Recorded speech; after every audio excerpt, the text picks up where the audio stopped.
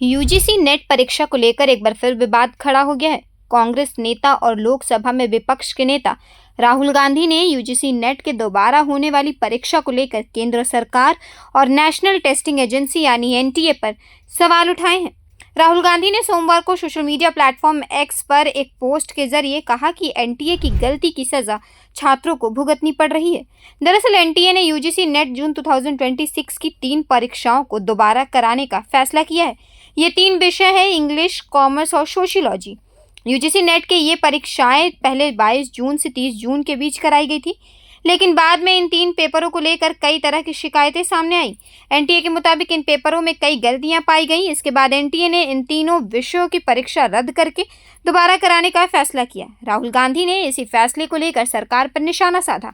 उन्होंने कहा कि हजारों छात्रों ने परीक्षा के लिए कई साल तैयारी की, फॉर्म भरे, फीस जमा की और कई बार दूर दराज की परीक्षा केंद्रों तक यात्रा करके पहुंचे। अब परीक्षा दोबारा होने की वजह से छात्रों को सितंबर में फिर वही पूरी प्रक्रिया करनी पड़ेगी।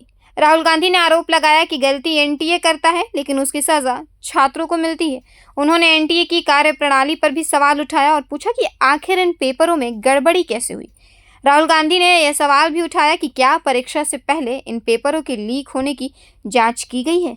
हालांकि यहाँ यह साफ करना जरूरी है कि राहुल गांधी ने पेपर लीक को लेकर सवाल उठाया है, लेकिन उपलब्ध जानकारी के मुताबिक एनटीए ने इन 3 पेपरों को पेपर में गलतियों की शिकायतों के बाद दोबारा कराने का फैसला किया है।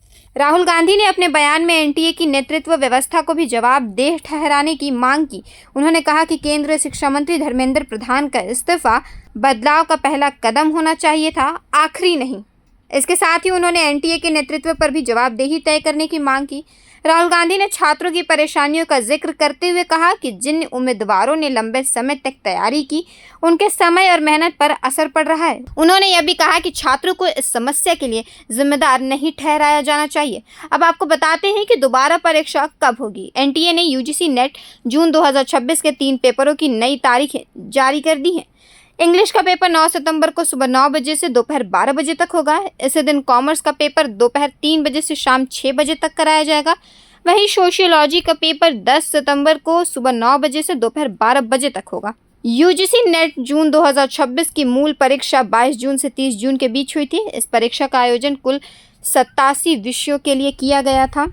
यूजीसी नेट परीक्षा के जरिए उम्मीदवारों को जूनियर रिसर्च फेलोशिप यानी जेआरएफ, असिस्टेंट प्रोफेसर बनने की पात्रता और पीएचडी में एडमिशन के लिए पात्रता मिलती है। ऐसे में जिन छात्रों की परीक्षा दोबारा होने जा रही है, उनके लिए अब सितंबर की परीक्षा बेहद अहम है। इस पूरे मामले में कांग्रेस पहले से ही एनटीए को लेकर केंद्र सरकार पर सवाल उठाती रही है। नीट परीक्षा में पेपर लीक के विवाद और दोबारा परीक्षा के बाद से कांग्रेस लगातार एनटीए की कार्यप्रणाली पर निशाना साधती रही है। फिलहाल यूजीसी नेट के 3 विषयों की परीक्षा दोबारा कराने का फैसला हो चुका है। अब छात्रों के सामने सितंबर में फिर परीक्षा देने की चुनौती है, जबकि राहुल गांधी ने एनटीए की नेतृत्व व्यवस्था पर जवाबदेही तय करने और पूरे मामले में सरकार से जवाब मांगने की बात कही। अब देखना होगा कि सरकार और एनटीए की तरफ से राहुल गांधी के इन आरोपों पर क्या जवाब सामने आता है और दोबारा होने वाली यूजीसी नेट परीक्षा कितनी सुचारू तरीके से कराई जाती है।